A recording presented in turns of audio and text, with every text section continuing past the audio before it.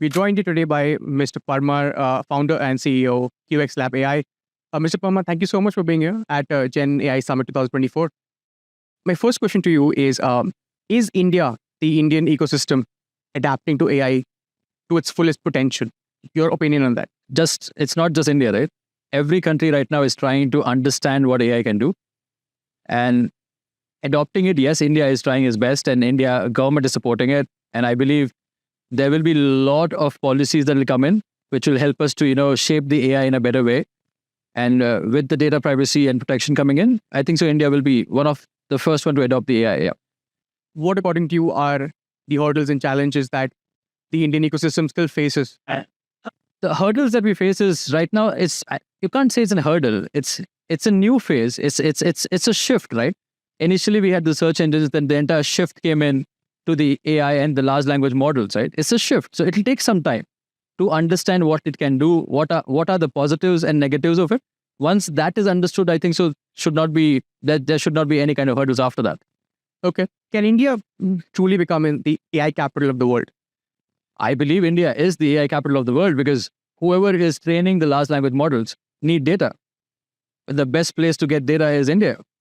And I believe that India will be the AI capital because the kind of knowledge that India has and the kind of traditional history heritage that we have and the kind of government support that we have. So I believe India is already one of the front runner for that, right? A recent statement became the headline of many media outlets in the country that the Indian landscape is not habitable for AI startups. Your views on that?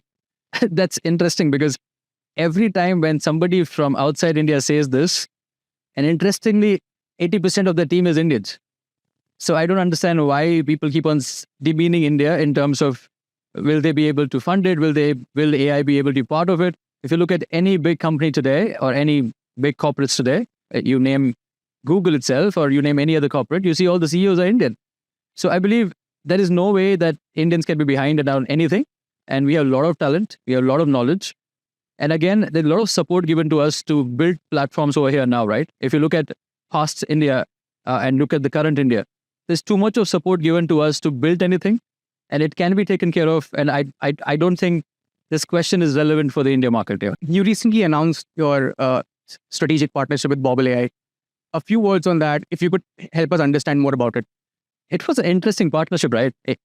When I met Ankit for the first time, he said there's a keyboard that he has and he wanted to put AI in the keyboard. And it was an interesting part because at that point in time, no one was doing it. When we met like 2-3 years ago, right? That no one was doing it.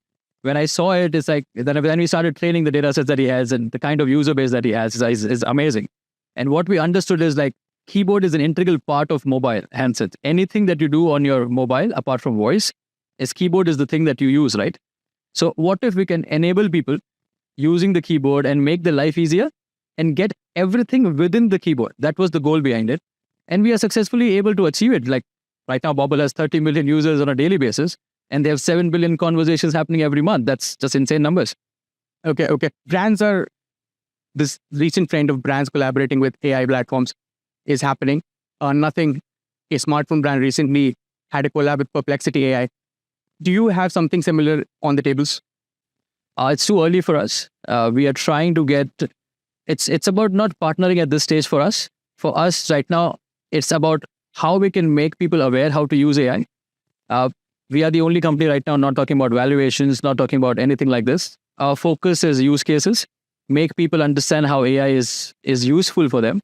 And then we take it from there, right? That's the idea behind it. So the philosophy of the company is a bit different. It's, again, when I said the vision of the company is very simple, to give extraordinary power to create extraordinary tools, right? So that's the goal. That's a great approach, by the way, educating people. So what steps are you taking to educate people about AI and Gen AI?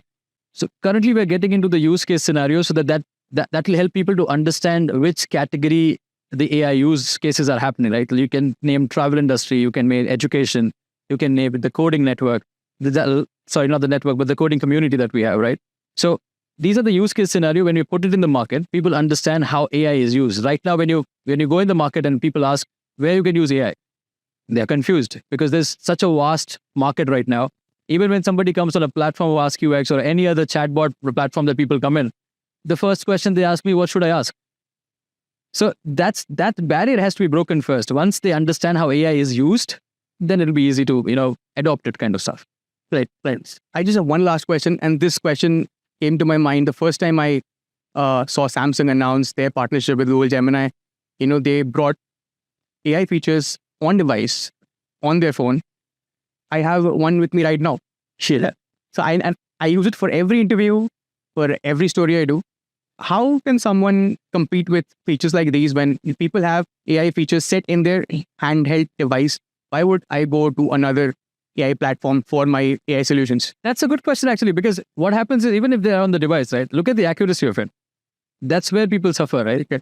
So we have small models. When they put it on device, it cannot be the models which has 1 trillion data sets. It cannot be a model which has 372 billion parameters.